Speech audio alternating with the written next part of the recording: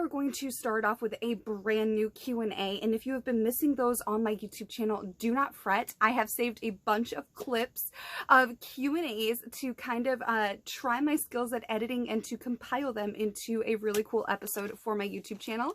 If you want to get in on Q&A Wednesdays with me on my YouTube channel, then there is no greater place than starting here, and here's why.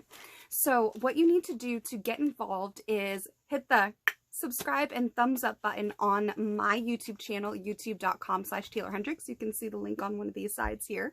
And what's really, really cool is you comment on my Q&A Wednesday videos on my YouTube channel, and that will give you a chance to potentially be featured on my podcast and my YouTube channel, where I may in fact answer your questions from the Taeler Army.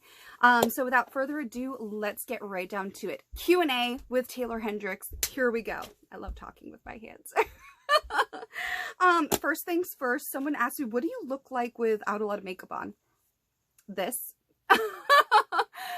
On an average day in the life of Taeler Hendrix, this is pretty much what I will look like. I am not a person that enjoys maintenance, so I'm a pretty low maintenance sort of person. I don't want something where I have to upkeep it every 2 weeks. I don't want something that is super expensive, drains the bank, and is just kind of a waste of selfish time in a way. So this is probably my average look that my husband would see on an average day in the life of Taeler Hendrix. I love makeup, do not get me wrong, but I am not great at makeup. So for me, when I have to go into full-blown Taeler Hendrix mode, it is a little difficult. It takes me a while because I'm not great at it, and especially with me still recovering from my nerve surgery, I just don't have kind of the mobility and dexterity and finesse that I did prior to my injury. So on an average day where I am so busy and would rather allocate my time to other things, I want something that's low maintenance. So this look here is a basic look for myself, and it takes me like 15 minutes or less. So this is pretty much what I look like on an average day to day, without the full-blown Taeler Hendrixness, you know. And so bring on the hate if you guys got it, because, you know, there is nothing that you could say that I haven't either A, already said to myself due to bad self-talk habits in the past, or that, you know, haters and wrestling critics and people on social media have not already been saying to me since I was 17 years old. So, I mean, bring it on if you absolutely have to, but, you know, I'm pretty confident in who I am now, so I worked really hard to be the person I am today, so nothing's going to change that, honestly. So this is what you got. I love it. You know, I could not wait to turn 30.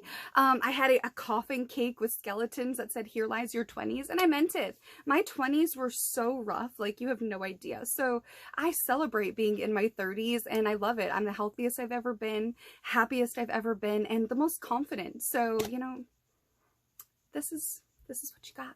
This is what I got. This is what I rock. I rock what my mama gave me. Which kind of, that response kind of leads me into the next question, which they asked me, have you ever had any plastic surgery or enhancements? No. I get accused of this have been for years and years and years, and it's usually women, honestly, that accuse me of that. But no, that's not to say, though, that I was not tempted. There were so many different pressures to do so many different things to myself for the sake of wrestling since I was 17. I was a late bloomer, you know, perks of being a wildflower and whatever. You know, I was a tomboy who was very late to the game. You know, I didn't really grow into my body until my early 20s. Honestly, I was very late on everything. And so I rock what my mama gave me, and I am proud of that, you know. This is my nose, these are my teeth, these are my lips, this is my body. I mean, the fakest thing on me right now, oh wait, I'm not even wearing eyelashes right now. So yeah, like literally, I was like, wait, am I wearing eyelashes? That would be the fakest thing on me, but no, this is me. Okay. I remember like a really big thing was, you know, girls getting implants, and then there was, you know, this pressure of getting what was it, like lip injections, or I remember somebody was really pressuring me into getting veneers and changing the way I smile. There were pressures to getting Botox and like all like cosmetic Botox and things like that, but I never did any of it. But I was definitely tempted, believe me, because I would look at some of these girls and, you know, I was a very insecure person. I was uncomfortable in my skin, unsure of myself, and a lot of times that was used against me, you know, because once people understand those things, they can pull at them and manipulate you, right? And so I felt a lot of the pressures that a lot of girls I think still today are feeling, but I think it's a lot easier now because there's so much more going on where they can actually feel more freedom to say, you know, stick up for these things. But yeah, there were so many pressures, especially when you are so young and you're looking at these women. Like, I remember talking about Impact, and I straight up told you guys, you know, I felt like a little girl on a roster full of women because they were all so talented and they seemed so confident and sure of themselves and amazing, and they knew how to make themselves look good. And here I am, I was like, I'm the one girl revolution, like wearing all these like things that probably didn't look the best with my skin and my hair and my makeup because I didn't know how to do any of it or look at any of it. And you know, so for me, it's been a long journey that, you know, had a lot of ups and downs, but to this day, right now, talking with you all, I do not regret my decisions to not get those things and to not do those things. Yeah, rock on. Another person asked me, do I have any plans to wrestle? You'll just have to wait and find out.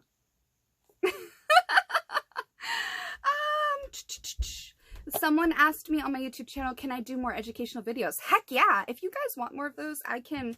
There is so much I can, you know, share with you guys from different aspects of my life as Taeler Hendrix. You know, I've had so many different jobs that revolved around cooking or working in elderly homes or being a preschool teacher and a public speaker and, you know, cleaning houses and all these different other things. So there's totally definitely not just motivational, but educational videos that I could do for you guys. So just let me know. Make sure to comment on my YouTube channel. Oh man, this might make me cry. Another person asked me, did you really know Jay Briscoe? Yes, I did. And here's like a crazy, awesome and sad and cool and heartbreaking thing for me personally. Yes, I did in fact know both of the Briscoes. I actually met them as a fan when I was 17. I was just getting into the business when I had like freshly turned 17 years old. I tried at 14, mom said no. Tried at 15, mom said no. Tried at 16, mom said no. Then like 2 months or so after I turned 17, she kind of just washed her hands of it and gave up at that point. You know, there's only so much patience, you know, parents have when you want to do stupid crap. And so I went through this breakup, and I used to see these tickets for wrestling, and I didn't really know what it was about. And then I ended up finding out that my hometown had like a crazy huge local indie wrestling scene, and I didn't even know what independent wrestling was. Like, I had no idea, right? So I grabbed some of these discount ticket things that were at my local bowling alley and told one of my best friends at the time if he could take me, because I didn't want to go by myself. I didn't know what I would be getting into. And he was like a really huge, tall, really, really big guy. He'd known me since I was in diapers. Like we both knew each other growing up since we were really, really little, like little scamps. And he was a couple years older than me. And so he took me, and I just fell in love with it. I was like, oh my gosh, I could not believe this was right in my backyard. It was so crazy. And so like, not even 2 months after I saw that show over that summer, I was automatically just boom, right in the business. Like, before even like training and stuff, they already like put me on shows and valet and doing spots and all these different things that I would learn how to do that day. And then I got to start going to training and stuff, and I took Chop Shop, which is a whole nother story. And so for me, that's how I ended up meeting Jay Briscoe and Mark and Jay. I went to, prior to this specific turn of events, I had only ever gone to see WWE shows. I didn't even know about Impact Wrestling yet. I think I was starting to learn about it around that time. And so I'd only gone to a couple WWE events, right? And so now all of a sudden I'm immersed in this independent scene. That's how I find out about Ring of Honor. Somebody took me to a Ring of Honor show, and that's where I met a bunch of stars. I actually recently found some of those pictures, guys. Cringe-worthy. Like, I had to like rip some of them up and be like, throw that in the trash. You can read between the lines there. But it was really, really cool. I got to meet the Briscoes. I got to meet Samoa Joe and all these crazy talented individuals. Like, and I was like, holy crap, I'm going to be here someday. Just you watch. And Jay and Mark were nothing but kind to me as a fan, and when they heard that I like just started wrestling and stuff, they were like so supportive and so cool, right? And so fast forward a few years later, I'm making my first stint into ROH as an independent female wrestler, and also as Austin Aries' valet and stuff, and I kind of did some stuff like that, and I was a valet in Kyle O'Reilly's first ROH match, and I was doing a lot of the same seminars as Adam Cole, and we were all coming in around that same time. And so I felt like there was kind of, you know, this really cool vibe there that always made you want to keep being better and better and better, right? And every time I came across the Briscoes, they were always so crazy awesome to me. And what was really cool is around that time, I was already becoming a preschool teacher, and I was working at summer camps through the Y and after school programs with the Y, and kind of building off of that. And I was in college for those specific things like psychology, child psychology, early childhood education, public speaking, and political science. And so I remember like talking to them, and like one of the really cool things every time I saw Jay was Jay Briscoe was such a man that was proud to be a husband and a father. And to me, that's something that always stuck out about Jay Briscoe. Like, he was always willing to help. He was always like, had such a vibe and a presence in the back. You know, he was such a source of like loving what he's doing and loving his contribution to something that he loves, you know, i.e. the business. And it was really, really cool getting to be in matches with him. He had such an intensity about him that I really thought was almost tangible. And so I wanted to kind of emulate that in my own way, because I was like, oh, wow. Like, what he does is believable, you know, and that's money in the business. When you can make people sort of forget that it's an act, and make people forget that it's scripted and for the most part pre-planned, that's an art, you know, to dispense or suspend disbelief for a little while and make people feel like it's like the 80s and or 90s and Attitude Era again. That's money. And to me, that was always Jay Briscoe. And so I just remember thinking, oh, wow, you know, I knew this guy from, I was like freshly 17 all the way through in my 30s, and he was never anything but consistently kind and helpful. He helped me with a spot in New York. It wasn't the Hammerstein Ballroom, it was the other Ring of Honor location. I was doing a run-in on Mandy, who was doing a fan interaction segment with the fans, and they absolutely loved her. It was awesome. And so that even that love of her made that spot so much better when we were able to accomplish it. I basically had to hit her with a chair from behind, which had been something that I had been doing with Ring of Honor programming, with the chairs slowly. If you go back and watch all of that, you'll see little nuggets of that in my brain, me putting that stuff together. And I remember going to Jay and Mark and being like, hey man, you know, I'm a little nervous about this. Like, I understand it's a simple spot, but I want it to be set up properly because I don't want to destroy her face. Like, I do not want to be the reason why she needs to reconstruct her face. And so the spot was I have to hit her with the back of the chair, set up the chair, and then DDT her on the chair, which sounds simple. But if you don't set up the chair the right way, and if you don't have the timing of it and stuff, like, it could go wrong. Like, that's a lot, you know, and you never want to be that person that can end somebody's career and stuff. And so he helped me set it up, and he went through the mechanics of it with me, and I'm like doing the motions as I'm talking about it. Yeah, it's the wrestler in me.